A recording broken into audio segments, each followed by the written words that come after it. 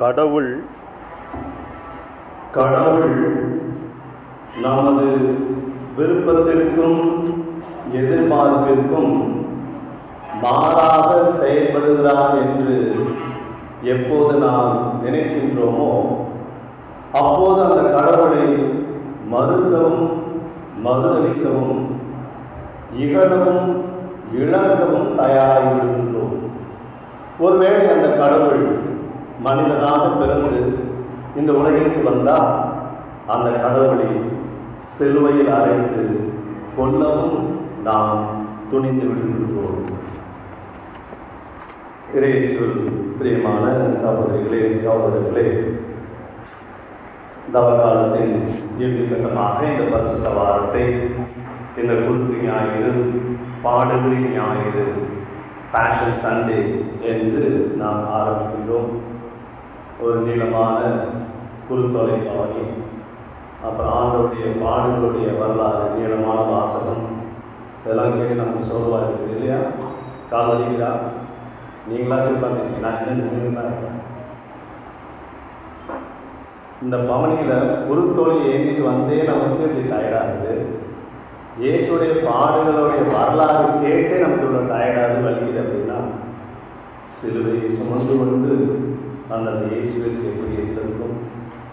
அந்த பாடுகளில் ஒவ்வொரு வேதனையும் அனுபவித்த அந்த இயேசுவிற்கு எப்படி இருக்கும் என்று நாம் சிந்தித்து பார்க்க அழைக்கப்படுகின்றோம். 2 குறுத்தோலைகள் பேசிக்கொண்டனவாம். குறுத்தோலைகளாகிய நம்மை வைத்து இந்த மனிதர்கள் 1000 சிலுவைகளை செய்துவிட்டார்கள். ஆனால் கோடிக்கணக்கான மக்களை மனிதனை வைத்துக் கொண்டு இன்னும் ஏன் ஒரு இயேசுவை கூட அவர்களால் செய்ய முடியவில்லை? அருமையான கேள்வி. இன்னைக்கு இந்த குறுத்தோலை வச்சு நம்ம அழகாக சிலுவை செய்ய முயற்சிப்போம். பாதி பேர் ஏற்கனவே செஞ்சுட்டு அதில் டிசைன் இப்படி ஒரு பூ அப்படி ஒரு பூ வச்சு செஞ்சுக்கிட்டு இருக்கோம். நம்ம கேட்டு பார்க்க வேண்டியது, இந்த குறுத்தோலை வச்சு சிலுவை செய்கிறதுக்கு முன்னாடி என்னை வச்சு ஒரு இயேசுவை செய்ய முடியுமா என்று கேட்டு பார்க்கலாம். அந்த ஆண்டவரே, இந்த குறுத்து ஞாயிறு பல செய்திகளை, சிந்தனைகளை நமக்கு தருகிறது. ஆண்டவருடைய பாடல்களை நாம் வாசிப்போம். அதில் எத்தனையோ காரியங்கள் மறைந்து பொதிந்து கிடக்கின்றன நம்முடைய சிந்தனைகளுக்கு. இந்த பேஷன் சண்டே என்று சொல்லி, பாடுகளின் ஞாயிறு என்று சொல்லி இந்த பரிசுத்த வாரத்தை நாம் ஆரம்பிக்கின்றோம்.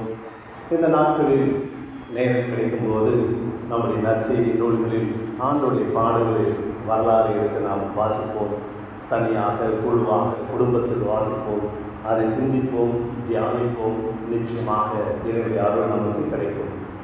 இந்த குருத்து ஞாயிறு பல கருத்துக்கள், படிப்படிகளை நமக்கு சொன்னாலும் ஒரே ஒரு கருத்தை மட்டும் உங்களோடு சிந்தித்து பார்க்க, உங்களோடு சிந்திக்க நான் ஆசைப்படுகிறேன். அதாவது, எப்போது கடவுள் நம்முடைய எதிர்பார்ப்பிற்கும் நம்முடைய விருப்பத்திற்கும் மாறாக செயல்படுகிறார் என்று நாம் நினைக்கின்றோமோ அப்போதே அப்படிப்பட்ட கடவுள் எனக்கு தேவையில்லை என்று சொல்லி மறுதளிக்க நாம் தயாராக இருக்கின்றோம். ஒருவேளை அந்த கடவுள் மனிதனாக இந்த உலகிற்கு வந்தால் அந்த கடவுளை சிலுவையில் அறைந்து கொல்லவும் தயாராகி விடுகிறோம். அந்த ஒரு கருத்தை பற்றி தான் சிந்திக்க நான் ஆசைப்படுகின்றேன். அதற்கு முன்னதாக இந்த குருத்து ஞாயிறு பற்றி ஒரு சில குறிப்புகள். இந்த குருத்து ஞாயிறு விழாவானது 6ஆம் நூற்றாண்டிலேயே ஆரம்பிக்கப்பட்ட ஒரு விழா. இது எதை காட்டுகிறது? இயேசு தன்னுடைய வாழ்வில் இறுதியாக அந்த எருசலேம் நகருக்குள் செல்கின்றார் பாஸ்கா விழாவை கொண்டாட. அவ்வாறு சென்ற இயேசு மீண்டும் எருசலேமை விட்டு வெளியே வரப்போவதில்லை. ஏனெனில் ஞாயிற்றுக்கிழமை உள்ளே நுழைகின்றார். பெரிய வியாழன் அவர் கைது செய்யப்பட்டு பெரிய வெள்ளி அன்று தன்னையே அவர் இழக்கின்றார். இவ்வாறாக இயேசு அந்த எருசலேம் நகருக்கு உள்ளே வந்தபோது அந்த மக்கள் தங்களுடைய போர்வைகளையும் துணிகளையும் விரித்து அவரை கழுதையின் மேல் ஏற்றி, தாவீதின் மகனே, ஆண்டவரின் பெயரால் வருகிறவரே, வாழி ஓசனா என்று சொல்லி அவரை அழைத்து வந்தார்கள். கையில் குறுத்தோலைகளை ஏற்றி கொண்டு ஆர்ப்பரிப்போடு அவரை வரவேற்றார்கள். ஆர்ப்பரிப்போடு இந்த வரவேற்கக்கூடிய இந்த பழக்கமானது இயேசுடைய அந்த காலத்தில், பழைய ஏற்பாட்டு காலத்தில் இருந்திருக்கிறது. எப்போது ஒரு அரசன் வெற்றி வாங்கியோடு திரும்புகிறானோ அப்போது அந்த அரசனுக்கு தன்னுடைய மகிழ்ச்சியை பாராட்டி தெரிவிக்கக்கூடிய வகையில் குருத்துவலை ஏந்தி அந்த போர்வையை விரித்து அவரை வரவேற்பது அவருக்கு வழக்கம். உதாரணமாக இயேசுவிற்கு முன்னால் 150 ஆண்டுகளுக்கு முன்னதாக யூதாஸ் மக்கேபேஸ் என்ற அரசன் சிறிய நாட்டை அவன் வெற்றி கொண்டு திரும்பி வந்தபோது அந்த மக்கள் அவரை அவ்வாறாக வரவேற்றார்கள் என்ற குறிப்பை மக்கேபியர் முதல் புத்தகம் 13ஆம் அத்தியாயத்தில் வாசிக்கின்றோம். அதேபோல இயேசுவும் உள்ளே நுழையும் போது இந்த இயேசு தங்களுக்கு ஒரு அரசியல் விடுதலை தரக்கூடிய ஒரு அரசராக வருகிறார் என்று சொல்லி அந்த இயேசுவை அவ்வாறாக வரவேற்கின்றார்கள். இயேசு ஏன் ஒரு கழுதையை தேர்ந்து கொண்டார்? அரசராக வருபவர் பெரிய யானை மீதோ அல்லது குதிரை மீதோ ஒரு ரதம் சேரியட் மீதோ வந்து அமர்ந்து வந்தால் அது பொருத்தமாக இருக்கும். கழுதை அவர் தேர்ந்தெடுக்கின்றார். அது எதை காட்டுகிறது? பழைய ஏற்பாட்டில் இந்த மீட்பரை மெசியாவை குறித்து சொல்லப்பட்ட காரியங்களை தான் நிறைவேற்ற வேண்டும் என்பதை அவர் குறித்து காட்டுகின்றார். உதாரணமாக எரேமியா புத்தகம் 9:9 நாம் பார்க்கின்றோம். எருசலேம் மகளிரே, நீங்கள் அக்களிப்போடு ஆர்ப்பரியுங்கள், ஏனெனில் உங்களை மீட்கக்கூடிய அந்த அரசர் மீட்பர் ஒரு கழுதை மீது ஏறி வருகின்றார் என்று சொல்லப்பட்ட அந்த இறைவாக்கை இயேசு இங்கே நிறைவேற்றுகின்றார். மேலும் லூக்கா நற்செய்தி 19:30 நாம் வாசிக்கின்றோம். இந்த பவனிக்கு முன்னால் அந்த நற்செய்தி பகுதியை நாம் வாசித்தோம். இயேசு தன்னுடைய சீடர்களுக்கு சொல்லுகின்றார், ஊருக்குள்ளே சென்று ஒரு கழுதை குட்டி, இதுவரை யாரும் அதன் மீது ஏறாத அந்த ஒரு கழுதை குட்டி, பொதியை சுமக்காத ஒரு கழுதை குட்டியை நீங்கள் காண்பீர்கள், அதை கொண்டு வாருங்கள். யாராவது உங்களை கேட்டால் இதை எங்கே எடுத்துச் செல்லுங்கள் என்று கேட்டால் எங்களுடைய போதகருக்கு இது தேவைப்படுது என்று சொல்லுங்கள், விரைவில் மீண்டும் அனுப்பிவிடும் என்று சொல்லுங்கள், அவர் உங்களுக்கு அனுமதி கொடுப்பார் என்று சொல்லி அந்த கழுதையை அவர் வரவேற்கின்றார், எடுத்து வர சொல்லுகின்றார். என்னாகும் 19:2 நாம் பார்க்கின்றோம். இந்த திருச்சடங்குகளுக்கு பயன்படுத்தக்கூடிய அந்த மிருகங்கள் அப்பழுக்கற்ற மிருகமாக இருக்க வேண்டும், இதுவரை எந்த விதமான பொதியை சுமக்காத மிருகமாக இருக்க வேண்டும் என்பதை அந்த எண்ணாகமத்தில் நாம் பார்க்கின்றோம். இயேசு அந்த எண்ணாகமத்தில் சொல்லப்பட்ட அந்த காரியத்தையும் நிறைவேற்றுகிறார் என்பதை நாம் அறிய முடிகிறது. மேலும் இந்த கழுதையானது பொதுவாக அவ்வளவாக மக்களால் ரசித்து பார்க்க முடியாத ஒரு மிருகம்.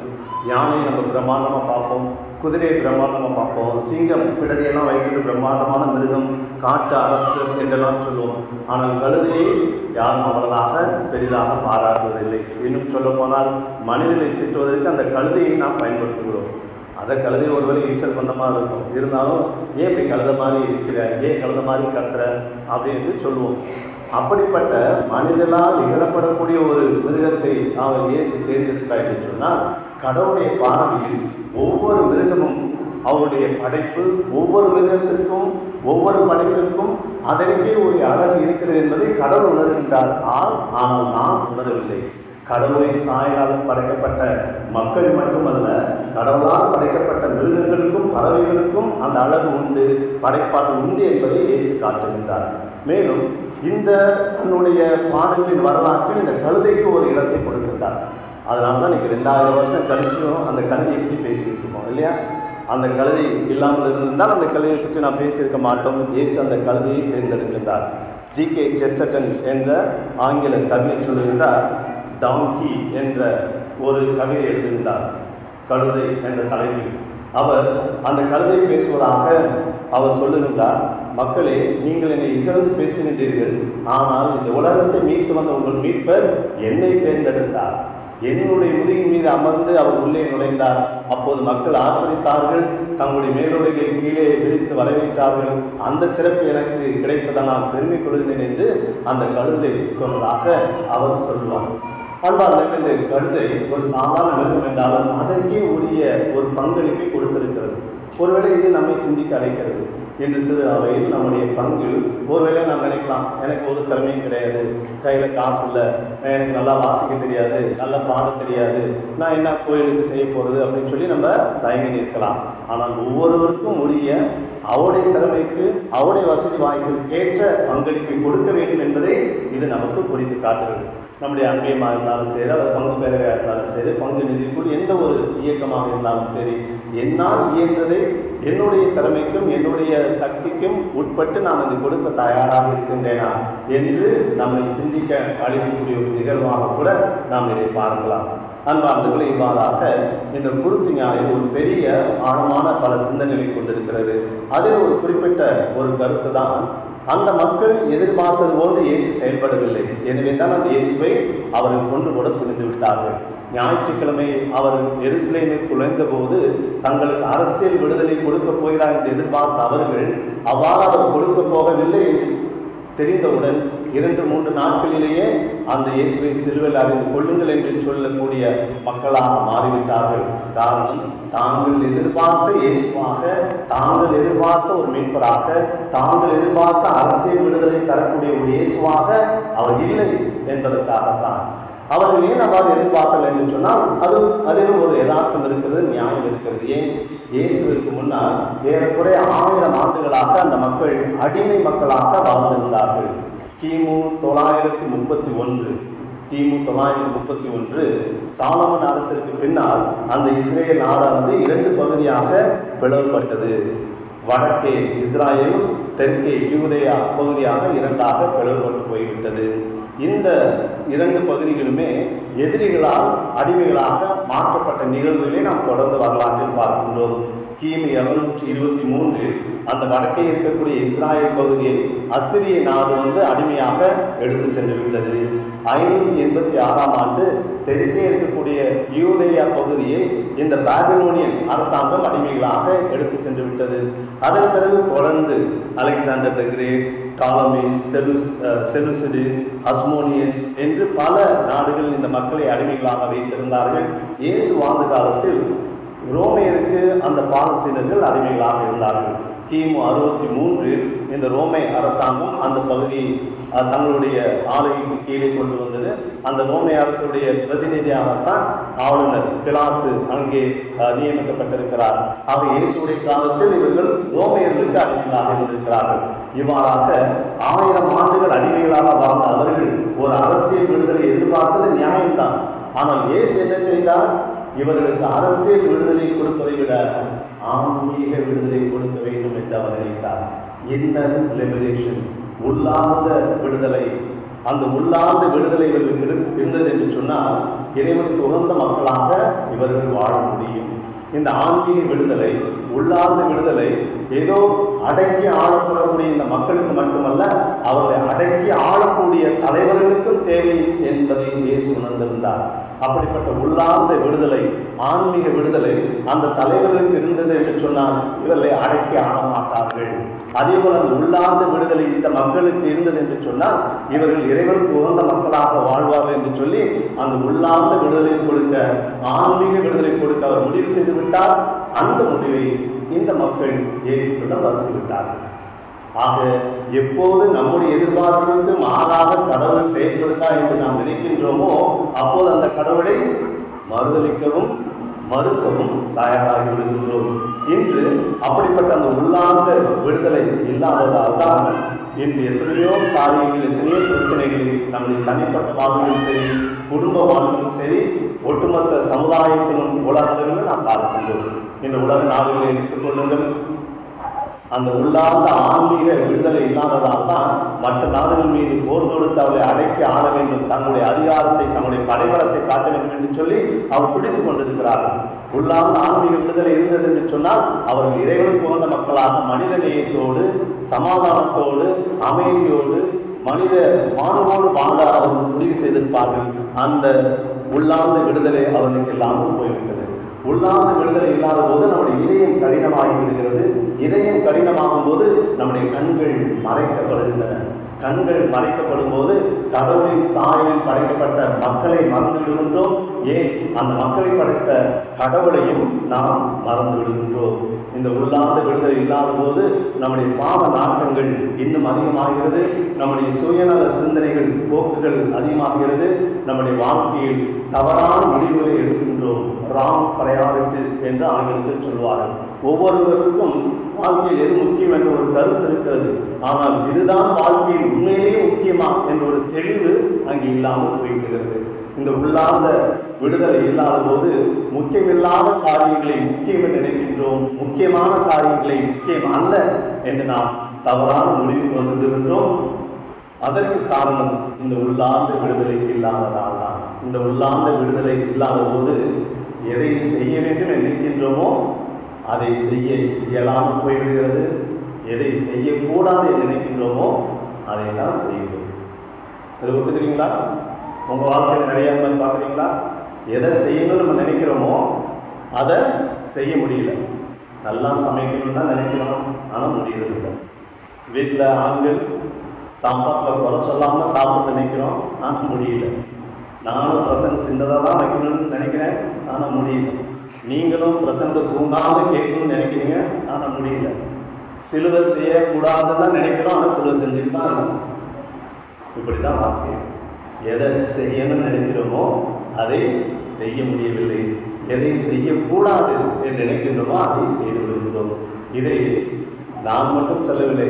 2000 ஆண்டுகளுக்கு முன்னால் பவுலடியார் சொல்லிவிட்டார். ரோமியர்கள் திருமுகம் 7ஆம் அத்தியாயத்தில் அவர் சொல்லுகின்றார், என்னுடைய வாழ்க்கையில் ஒரு போராட்டத்தை காண்கின்றேன். நான் செய்ய வேண்டாம் என்று நினைக்கின்றதை செய்கின்றேன், செய்ய வேண்டியதை என்னால் செய்ய முடியவில்லை.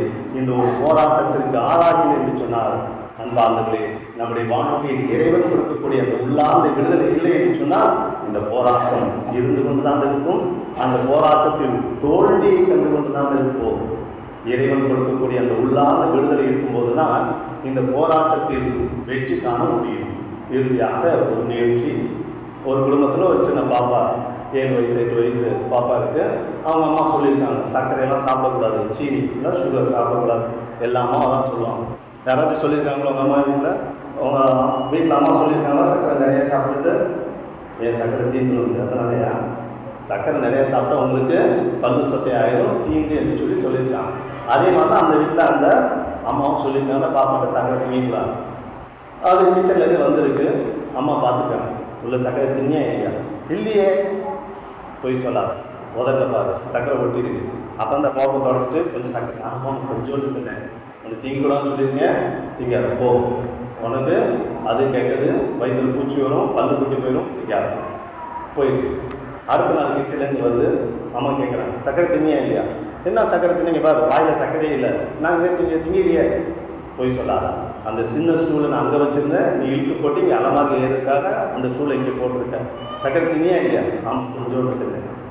அடுத்த நாள் இந்த பொண்ணு என்ன பண்ணுது, அந்த ஸ்டூலை கரெக்டாக கொண்டு போய் போட்டுட்டு வாயை தொடச்சிட்டு வெளியே வந்து அம்மா கண்டுபிடிச்சா, சர்க்கரை திங்கியா இல்லையா? என்ன சர்க்கரைன்ற பாரு, ஸ்டூல் அங்கே இருக்குது, வாயில் சர்க்கரை, என்ன சர்க்கரை? போய் சொல்லாது. அந்த சர்க்கரை டப்பா டின்னை நான் இப்படி திருப்பி வச்சுருந்தேன், அது இப்படி திரும்பி இருக்குது, திங்கியா இல்லையா? கொஞ்சோண்டு திங்காதுன்னு சொல்லியிருக்கேன், ஆமாம் இதான் கடைசி, போ. அடுத்தது என்ன பண்ணுது, சர்க்கரையை சாப்பிட்டு கரெக்டாக அதையும் திருப்பி வச்சுட்டு ஸ்டூலையும் கொண்டு போய் போட்டுட்டு வாங்கி தொடச்சிட்டு தெம்பாக வெளியே வருது. அம்மா கண்டுபிடிச்சிட்டா, சர்க்கரை தின்னியா இல்லையா? பாப்பா யோசிக்கிறா, எப்படி இந்த அம்மா கண்டுபிடிக்கிறா? அப்போ நினச்சிருப்பா, தப்பு செஞ்சுட்டு அப்பாவே தப்பிக்க முடியல, நம்ம என்ன ஆகிறோம், நம்ம மாட்டி வைக்கிறான். அதெல்லாம் இல்லைம்மா, சர்க்கரைலாம் திங்கிறவா, டப்பா அப்படி இருக்குது, ஸ்டூல் இப்படி இருக்குது, வாயிலே சர்க்கரையெல்லாம் அதெல்லாம் ஒன்றும் திங்கல, போய் சொல்லாத, டப்பா மூடி நான் இருக்கவும் முடியல, ஒரு லூஸாக இருக்குது, கண்டுபிடிச்சிட்டான். அன்பார்ந்தவர்களே, இதில் சிந்திக்க வேண்டிய காரியம் நிறையா இருக்குது. அந்த பிள்ளைக்கு சிஸ்டமேட்டிக்காக பொய் சொல்ல யாராச்சும் சொல்லி கொடுத்துருப்பாங்களா? அவன் தாத்தா பாட்டி சித்தப்பா மாமா சொல்லியிருப்பாங்களா? இப்படி தான் பாப்பா பொய் சொல்லணும், இப்படி தான் தப்பிக்கணும், இப்படி தான் திருப்பி வைக்கணும், அதெல்லாம் எங்கேயே தெரிஞ்சிச்சு. ரெண்டாவது, அந்த பொய் சொல்றது ஏன் வருது? அம்மாவுடைய மனதை புண்படுத்தக்கூடாதுன்ற ஒரு எண்ணம். அம்மாவுடைய மனதை புண்படுத்தலாம், பரவாயில்லாம சக்கரை திட்டப்ப என்ன என்று கேட்கவில்லை, அம்மாவை திருப்திப்படுத்த வேண்டும் என்று இருக்கின்றார். ஏனென்றால் தாய் சொல்லுவது தன்னுடைய நன்மைக்காகத்தான் சொல்லுகிறார் என்று அவளுக்கு தெரிகிறது. இருந்தாலும் போராட்டம். அம்மா நம்முடைய நன்மைக்காக சொல்லுகிற அந்த வார்த்தை கேட்டு செயல்படுவதா, அல்லது இந்த இனிப்பு சுவை சிறிது நேரம் என்னுடைய நாவில் இருக்கிற அந்த சுவைக்காக நான் முடிவெடுக்கிறதா? போராட்டம். இறுதியில் அந்த இனிப்பு சுவை தான் அங்கே வெற்றி காண செய்கிறது. அன்பான இதுதான் வாழ்க்கையின் போராட்டம். எதை செய்ய வேண்டும் நினைக்கின்றோமோ அதை செய்ய முடியாமல் போய்விடுகிறது. எதை செய்யக்கூடாது நினைக்கின்றோமோ அதைத்தான் நாம் செய்து கொண்டிருக்கின்றோம். ஆண்டவர் கொடுக்கக்கூடிய அந்த ஆன்மீக விடுதலை இல்லாத வரைக்கும் இந்த போராட்டத்தை சந்தித்து கொண்டுதான் இருப்போம். அந்த போராட்டத்தில் தோல்வியை கண்டு கொண்டுதான் இருப்போம். இன்று நமக்கு எத்தனையோ விதமான போராட்டம். ஒருவேளை சக்கரை சாப்பிட்றது போராட்டம் இருக்காது. 8 வயசு பாப்பாக்கு அது, 40 வயசு 50 வயசு 60 வயசு சக்கரை சாப்பிட்றது போராட்டம் இருக்காது. டாக்டரே சொல்லியிருப்போம் சக்கரை கூட திரும்பக்கூடாது அப்படின்னு சொல்லி. அதனால அது போராட்டமாக இருக்காது. ஆனால் மற்ற பல காரியங்கள் போராட்டமாக இருக்கிறது. நம்முடைய வயது, நம்முடைய நிலை, நம்முடைய அனுபவம், நம்முடைய பணி, இவற்றுக்கு ஏற்ற போல பல போராட்டங்களை நாம் சந்தித்துக் கொண்டிருக்கின்றோம்.